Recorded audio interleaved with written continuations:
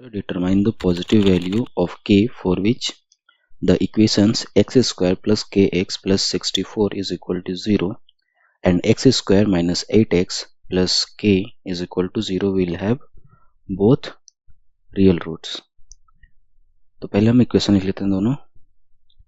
Equation first हमें दिया रहा है x square plus k x plus 64 is equal to 0 and equation second है x square minus 8x plus k is equal to 0. हमें दोनों में के का वैल्यू फाइंड करना है. रियल रूट्स के लिए कंडीशन क्या होता है? Discriminant is equal to b square minus 4ac is equal to 0. Solve करते हैं फर्स्ट इक्वेशन के लिए. फर्स्ट इक्वेशन कंपेयर करो a x square plus b x plus c equal to 0 से. ए का वैल्यू क्या मिलेगा हमें? 1. बी का वैल्यू क्या मिलेगा? के. सी का वैल्यू क्या मिलेगा? 64. नाउ डिस्क्रिमिनेंट फाइंड करो. बी स्क्वायर दैट इज के square minus 4 into A is 1 c is 64 is equal to 0. That is k square minus 4 into 64 is equal to 0. K square is equal to 4 into 64. Therefore, k is equal to under root 4 into 64. Now इसको कैसे बाहर निकालेंगे? इसको 2 into 2 लिख सकते हैं and इसको 8 into 8 लिख सकता है. दैट इज 2 बाहर आ जाएगा, 8 बाहर आ जाएगा, 2 into 8. तो हमें कितना मिला? k का वैल्यू 16. सेम वे दूसरा इक्वेशन सॉल्व करेंगे. पहले कंपेयर कर लो. a का value 1, b minus 8, c k. Discriminant is equal to हो जाएगा b square that is minus 8 का square minus 4 into a1 into c है हमारा k इक्वल टू 0. 8 का square 64 minus 4k is equal to 0. 64 is equal to 4k. अभी इसको काट दो या फिर पहले क्रॉस मल्टीप्लाई कर लो. k is equal to 64 by 4. ये 2 से काट लो. 2 2 जा, 2 3 जा, 2 2 जा, 2 1 जा, 2 1 जा, 2 6 जा. देयरफॉर k का वैल्यू कितना मिल गया हमें? 16. This is our answer. आप चाहो तो यहाँ पे लिख सकते हो therefore k is equal to 16. Next question है हमारा. A boat whose speed in still water is 5 km per hour takes 1 hour more time to go 12 km upstream than to return downstream to the same spot. Find the speed of the stream. तो इस question को solve करने से पहले हम समझते हैं कि क्वेश्चन क्या बोल रहा है. सपोज ये हमारा रिवर है कुछ इस तरह से. यहाँ पे वाटर फ्लो हो रहे हैं इस डायरेक्शन में, ठीक है. और एक बोट है हमारे पास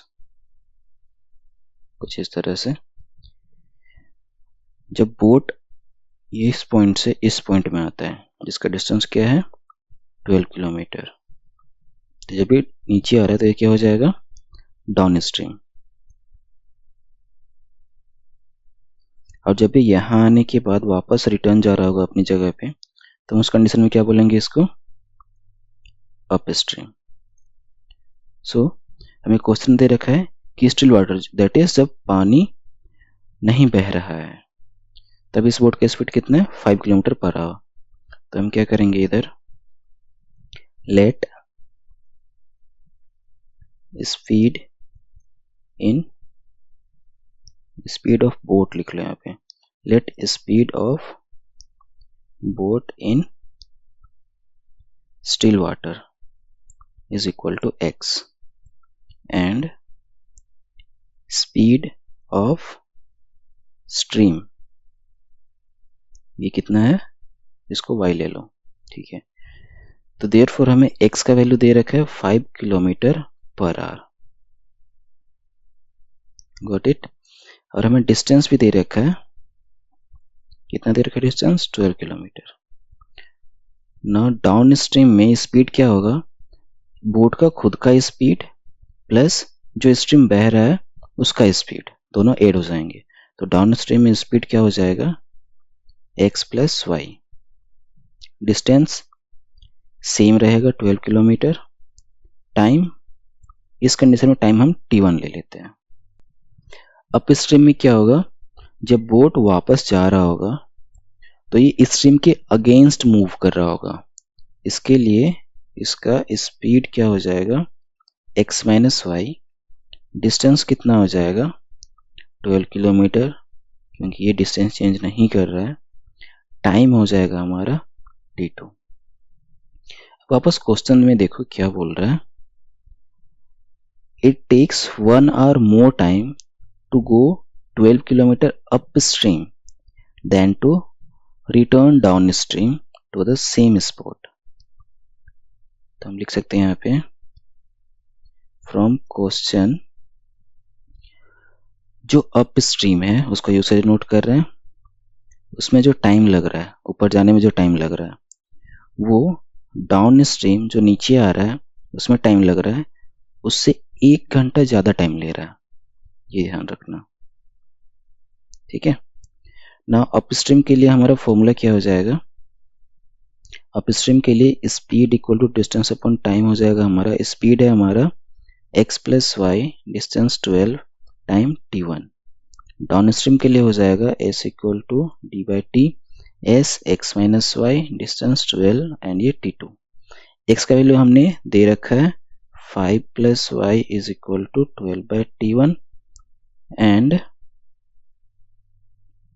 यहाँ पे भी 5 हो जाएगा, 5 minus y is equal to 12 by t2। अभी t1 का और t2 का वैल्यू फाइंड कर लो आप। t1 is equal to 12 by 5 plus y, t2 is equal to 12 by 5 minus Y.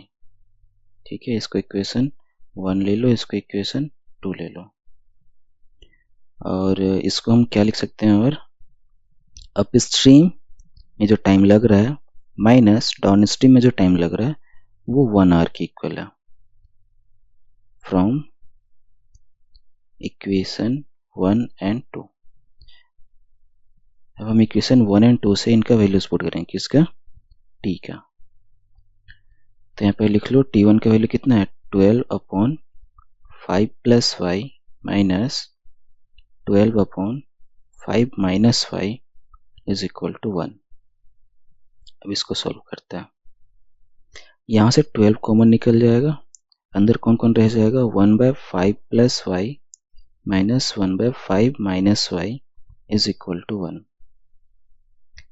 अभी सॉल्व करो इसको, नीचे एलसीएम ले लो, तो ये हो जाएगा 5 plus y and 5 minus y, and यहाँ पे आ जाएगा 5 minus y minus 5 plus y equal to 1।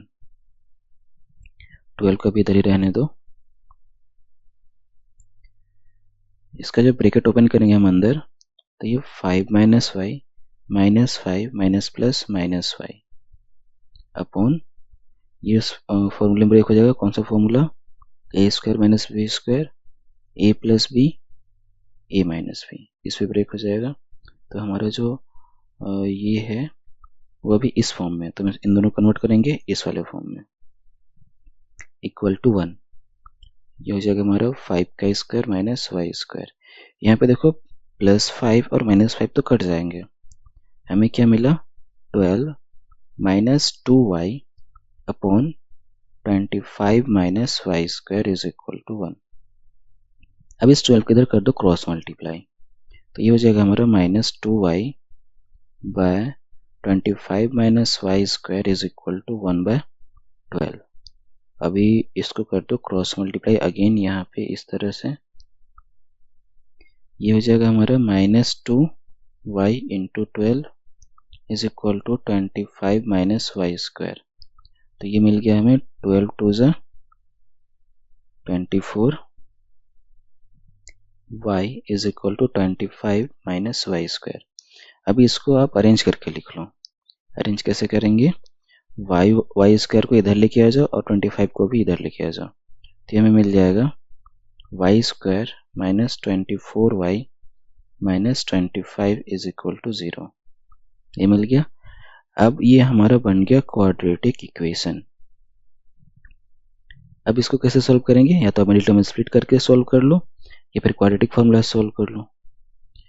Now 25 into 1 कितना हो जाएगा 25। इसको ब्रेक करना है कुछ इस तरह से सो दैट इनको प्लस माइनस करके हमें ये वाला वैल्यू मिल जाए और मल्टीप्लाई करने पे सेम यही आ जाए। तो 5 5 जा 5 1 जा। इसको सॉल्व करने का तरीका है कि आप इसको छोटे से छोटे नंबर से फैक्टराइज करना स्टार्ट करो। अब इसको कुछ इस तरह से अरेंज करो कि यहाँ पे 24 मिल जाए। तो हम कैसे कर सकते हैं, 25 माइनस 1 24 आ रहा है, तो इसको कर लो y square minus 25 y plus y. अब इन दोनों को जब सॉल्व करेंगे तो माइनस 25 वाई आएगा। ये हो गया हमारा माइनस का 25 इज इक्वल टू 0। यहाँ से y कॉमन निकाल लो, y माइनस 25 अंदर रह जाएगा। यहाँ से माइनस 1 कॉमन निकाल लो, y minus 25 is equal to 0। यहाँ पे प्लस 1 बाहर निकलेगा।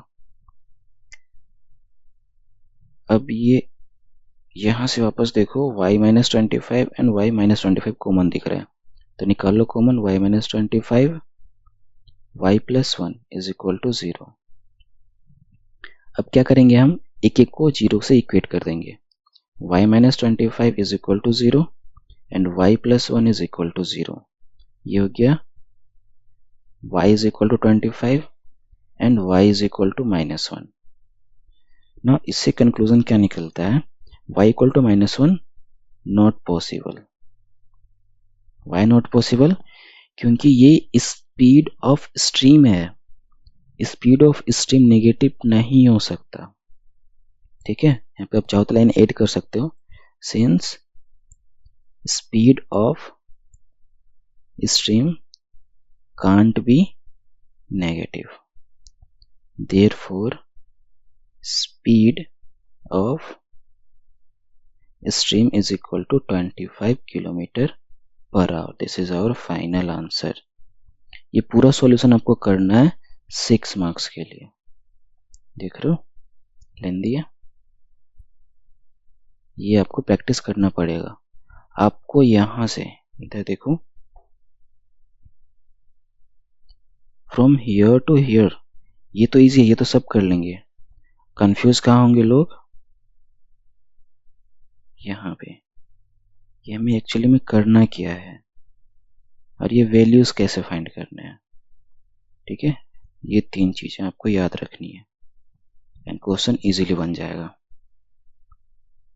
ऐसे क्वेश्चंस को छोड़ के नहीं आने हैं। अनदर क्वेश्चन देखते हैं, ये इसी क्वेश्चन का और में दे रखा था, 2022 का है ये। ठीक है, find the nature of the roots of the quadratic equation 2x square minus 6x plus 3 is equal to 0 if the roots are real, find them। हमें क्या बोल रहा है, एक इक्वेशन दे रखा है, आप उनका नेचर फाइंड करो। नेचर अगर आपको रियल मिलता है ना, नेचर अगर रियल मिलता है तो रूट को भी फाइंड करो।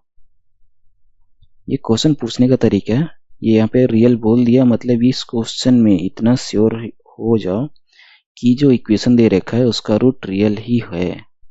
ठीक है, तो नेक्स्ट क्वेश्चन सॉल्व करते हैं।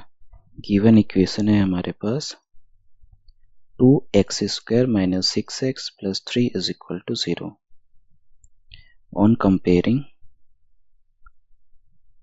ax square plus bx plus c, इसको जब हम कंपेयर करेंगे तो हमें मिलेगा a का वैल्यू 2, b का वैल्यू माइनस 6, c का वैल्यू 3। ठीक है, एंड क्या बोल रहा है next, find the nature for nature of the roots. हम क्या फाइंड करेंगे, d equal to b square minus 4ac find करेंगे।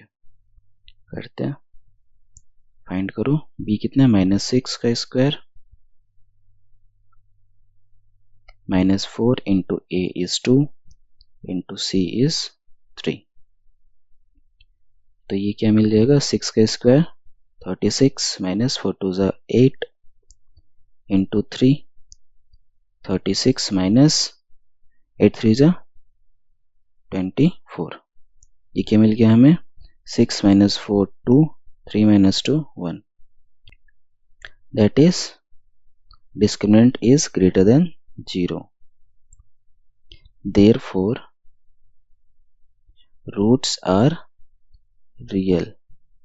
ठीक है, हमने फाइंड कर लिया कि रूट्स रियल है।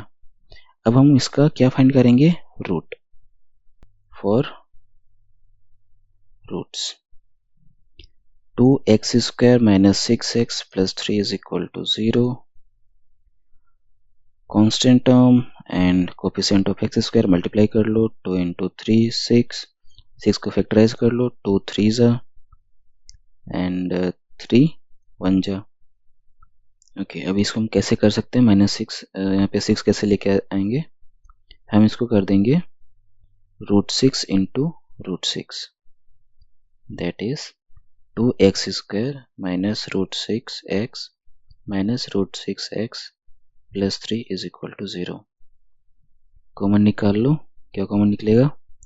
कुछ कॉमन नहीं दिख रहा है, इसको फर्दर ब्रेक कर दो। 2x square minus √2 into √3x minus √2 into √3x plus 3 is equal to 0। अब यहाँ से क्या कॉमन निकलेगा? एक तो x बाहर आएगा, साथ में ये √2 भी बाहर आएगा। क्यों? क्योंकि हम इस 2 को √2 इंटू √2 लिख सकते हैं, और यहाँ पे जो 3 है उसको √3 इंटू √3 लिख सकते हैं, ये ध्यान रखना। तो √2x बाहर आ गया, अंदर क्या बचा? √2x minus √3। यहाँ से हम क्या कॉमन निकालेंगे? माइनस ऑफ √3, अंदर क्या बच जाएगा? √2x minus √3 is equal to 0। अब यहाँ से देखो ये दोनों कॉमन दिख रहा है, निकाल लो कॉमन। ये हो जाएगा √2x minus √3, √2x minus √3 is equal to 0। अब हम रूट फाइंड करने के लिए क्या करेंगे? Now √2x minus √3 is equal to 0 and √2x minus √3 is equal to 0। तो ये मिल जाएगा √2x is equal to √3, x is equal to √3 by √2 and यहाँ पे भी सेम होगा, x is equal to √3 by √2. Therefore, roots are √3 by √2 and √3 by √2. This is our answer for 6 marks. Okay.